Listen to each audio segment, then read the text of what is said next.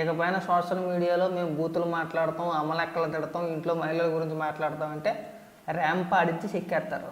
ఎందుకంటే కొత్తగా ఒక బిల్ తీసుకొచ్చారు, social media abuse protection bill అని.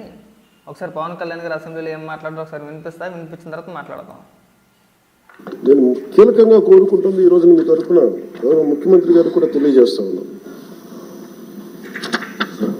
Social media abuse protection bill అత్యంత తక్కువ సమయంలో రావాలి, బాగా చర్చ జరగాలి. మీరు డిప్యూటీ స్పీకర్ హోదాలో ఉండి, అయ్యన్న పాత్రుడు గారు స్పీకర్ హోదాలో ఉండి మీ టెన్యూర్లో social media abuse protection bill రావాలి. మన హోంమంత్రి గారిని వదలలేదు, అనిత గారిని, ఇంట్లో ఉన్న ఆడవాళ్ళని వదలట్లేదు. అంటే ఒక సైకలాజికల్ అబ్యూస్, ఒక పాశవికంగా తయారయ్యారు, సేడిస్టిక్గా తయారయ్యారు. దీని మీద మనందరం ఇర్రెస్పెక్ట్ ఆఫ్ డిఫరెన్స్ ఆఫ్ ఒపీనియన్. కాబట్టి పేటీఎం కుక్కలందరికీ మనవి ఏంటంటే, ఇకపైన పోస్టులు పెట్టేటప్పుడు ముఖ్యంగా మహిళలను ఉద్దేశించి మాట్లాడేటప్పుడు చాలా జాగ్రత్తగా మాట్లాడాలి. ఉదాహరణకి వైసీపీలో కొంతమంది ఉన్నారు, ఆ శ్రీరెడ్డిని పక్కన పెట్టేలా అయిపోయింది, ఎలాగా కాళ్ళు ఎలా పడుతుంది దండాలు ఎట్టేస్తుంది కాబట్టి శ్రీరెడ్డిని పక్కన పెడితే బోరుగడ్డగాడు, శ్రీరెడ్డిని కూడా పక్కనే పెట్టవసరం లేదు, శ్రీరెడ్డి బోరుగడ్డ, ఆ పంచు ప్రభాకర్ గాడు, లేదంటే నిన్న మొన్న పేలిపోయిన డాక్టర్ ప్రదీప్ రెడ్డి చింతగాడి, ఆ వర్రాగడి కావచ్చు, ఆ ఇంటూరు రవికిరణ్ కావచ్చు, అనితారెడ్డి బుజ్జి కావచ్చు, అప్పట్లో ఇంకొక ఆమె ఉండేది ఎవరో అభిచేతస్ అని చెప్పేసి వీళ్ళు కావచ్చు, లేదంటే గజ్జల లక్ష్మి కావచ్చు, ఇంకా కొంతమంది ఉన్నారు. లకారాలతో సంబోధించి పచ్చి బూతులు తిట్టేస్తారు ఫేస్బుక్లో లైవ్ పెట్టాలంతా కూడా. వాళ్ళందరూ కూడా ఇక మీదట ఆ బిల్లు వచ్చిన తర్వాత మాట్లాడితే ర్యాంప్ ఆడించి చెక్కేస్తారు, మామూలుగా చెక్కరు. అర్థమైందా? మీలాంటి వాళ్ళ కోసమే ముఖ్యంగా ఈ బిల్లు తీసుకొచ్చింది. అది మాకు కూడా మంచిదే, ఎందుకంటే మీరు మాట్లాడుతున్నారు కదా అని చెప్పేసి మీకు సమాధానం చెప్తే మేము మాట్లాడడం, ఇది ఒక రోత అయిపోయింది, ఇది ఒక పెంట అయిపోయింది. కొంచెం ప్రశాంతంగా ఉంటుంది. ఇప్పుడు అసెంబ్లీలో ఎలా అయితే ప్రశాంతంగా సబ్జెక్ట్ పరంగా రాష్ట్ర ప్రజలు చూసే విధంగా అసెంబ్లీ సెషన్ జరుగుతుందో, రేపు రానున్న రోజుల్లో సోషల్ మీడియా కూడా అంత క్లీన్గా, అంత నీట్గా ఉంటుందన్నమాట. ఎవడైనా మార్పింగ్ కానీ లేదంటే ఒక పదం అటు ఇటు అని సిక్కుతారు ఖచ్చితంగా. ఇది బాగా గుర్తుపెట్టుకోవాలమ్మా మనందరం కూడా. అది మీకే కాదు, మాకు కూడా వర్తింతుంది. నేను మిమ్మల్ని టార్గెట్ చేసావు లేదంటే మీకే వర్తించుద్దని చెప్పేసి నేను చెప్పట్లా. అంతా ఒకటే. ఒకసారి బిల్లు వచ్చిన తర్వాత, బిల్లు పాస్ అయిన తర్వాత అందరూ ఒకటే, అందరినీ చెక్కుతారు. ఎక్కువ తక్కువ మాట్లాడితే మీరంతా మేము కూడా అంతే. మాకేమో 2 కొమ్ములేమి వచ్చేలేదు, మీకేమో 2 కొమ్ములేమి లేకపోలేదు, అంతా సమానమే. కాబట్టి ఇక నుంచి ఇప్పుడైనా సరే రాజకీయాలు కొద్దిగా హోందాగా చేద్దాం. మరీ దిగజారిపోయి బుద్ధులు తిట్టేసుకొని మీరు తిట్టారని చెప్పేసి మేము తిట్టడం టైం బొక్క. మాకు కూడా చాలా చిరాగ్గా ఉంది. ఒళ్ళు దగ్గర పెట్టుకోవాలి మనం. కొంతమంది ఉన్నారు ఇంకా కాస్త ఏదో జగన్మోహన్ రెడ్డి మనకి ఏదో కిరీటం పెట్టేస్తాడని చెప్పేసి పేలిపోతున్నారు. ముఖ్యంగా మా పోసాని కృష్ణమురళి లాంటి వ్యక్తులు. అడిగి ఇంకా బుదిరాలే. నిన్న మొన్న పేలిపీడి ఏమైంది? నిన్న ఒక్కరోజే రాష్ట్రంలో 50 కేసులు నమోదైనవి. 50 ఎఫ్ఐఆర్ నమోదైనవి. ఇవాళ రేపు ఖచ్చితంగా అరెస్ట్ చేస్తారు. ఇవాళ రేపట్లో ఖచ్చితంగా 100% పోసాని కృష్ణమురళిని అరెస్ట్ చేస్తారు. శ్రీరెడ్డి గైబు అయినా సరే వదులుతారంటే లేదు. ఆల్రెడీ ఇవాళ కూడా శ్రీరెడ్డి పైన ఒక 2 కేసులు నమోదైనవి విశాఖపట్నంలో.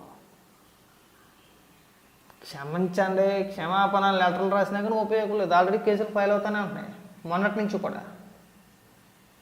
ఒక పక్కన శ్రీరెడ్డి, ఒక పక్క రామ్ గోపాల్ వర్మ, ఒక పక్క పోసాని కృష్ణమురళి, ఒక పక్క ఎవరైతే అబ్యూజింగ్ అదే బూతులు మాట్లాడి ఒక రకంగా రెచ్చిపోయారో వాళ్ళందరినీ అరెస్టులు చేసుకుంటూ వస్తున్నారు.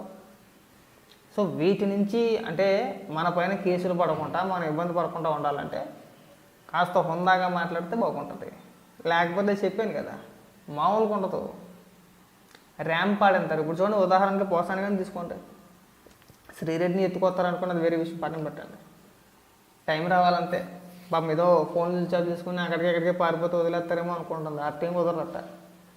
నువ్వు సప్త సముద్రాల అవతల ఉన్నా నువ్వు మాట్లాడిన మాటలకి, నువ్వు వేసిన పోస్టులకి మార్ఫింగ్ చేసి వాళ్ళ అకౌంట్లో వేస్తే నువ్వు దాన్ని తీసుకొచ్చి ఇక్కడ నీ అకౌంట్లో వేయడం, ముఖ్యంగా పవన్ కళ్యాణ్ గారిని ఉద్దేశించి లోకేష్ గారిని ఉద్దేశించి అయితే మరీని వాటన్నిటికీ మనం సమాధానం చెప్పాలా? ఎవరిచ్చారు, ఎవరు చేయించారు నీ చేత? నువ్వు ఆ మార్ఫింగ్ చేసిన ఫోటోలు ఎక్కడి నుంచి తీసుకొచ్చు? నీకు సోషల్ మీడియాలో దొరికినాయా, లేదంటే నీకు ఎవరైనా వాట్సాప్లో పంపించాడా? వాడికి వైసీపీకి సంబంధం ఏమైనా ఉందా? వాడికి వైసీపీ పెద్దలతో ఏమైనా సంబంధం ఉందా? అసలు ఈ లింక్ అంతా ఎక్కడి నుంచి వచ్చింది, ఎక్కడ మొదలైంది, ఎక్కడి వరకు వచ్చి ఆగింది, దీని వెనకాతలు ఎవరు ఉన్నారు, దీన్ని ప్రోత్సహించింది ఎవరు? అబ్బో ఇవన్నీ 1,00,000 ఉంటాయి, ఒకటి కాదు రెండు కాదు, ఇవన్నీ 1,00,000 ఉంటాయి. కాబట్టి ఇక మీదట మనం ఎంత జాగ్రత్తగా మాట్లాడితే అంత జాగ్రత్తగా మన ఊళ్ళు మనం కాపాడుకోగలుగుతాం. లేదు అలాగే పేలిపోతాం అలాగే రాలిపోతాం అంటే మనం చేసేది ఏం లేదు. మన ఒళ్ళు తీసుకుని పోలీసులకు అప్పచెప్పేయాలి, సంతకాపత్రాలు చేయించుకోవాలి. సింపుల్గా చెప్పాలంటే సంతకాపత్రాలు చేసేస్తారు మనల్ని చాలా జాగ్రత్తగా మాట్లాడకపోతే. చెప్పాను కదా, మనం ఎంత చక్కగా మాట్లాడితే రాజకీయాల్లో 10 కాలాల పాటు ముందుకెళ్తాం. మనం ఎంత పేలిపోతే అంత త్వరగా రాలిపోతాం. వెనకటికో సామెత ఉంది, పెరుగుడు విరుగుడు కొరక అని చెప్పేసి అని. అలాగా మనం ఎంత రాలిపోయి ఎంత పేలిపోతే అంత త్వరగా కిందకు వచ్చేస్తామన్నమాట. కిందకంటే మామూలు కిందకి కాదు, ఒక స్థాయి గుచ్చి కూడా ఆగం, మొత్తానికి పాతాకి వెళ్ళిపోతాం. ఉదాహరణకు మీరు చాలామందిని తీసుకోవచ్చు.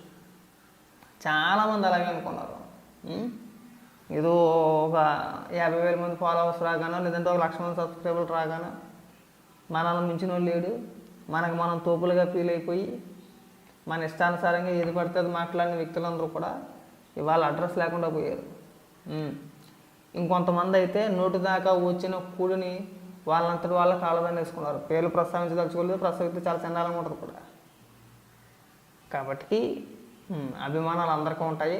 కాస్త అభిమానంగా ఉంచుతూ ఇతర నాయకులకి, పార్టీలో ఉన్న మహిళా కార్యకర్తలకి గౌరవం ఇచ్చిపుచ్చుకుంటే బాగుంటుంది.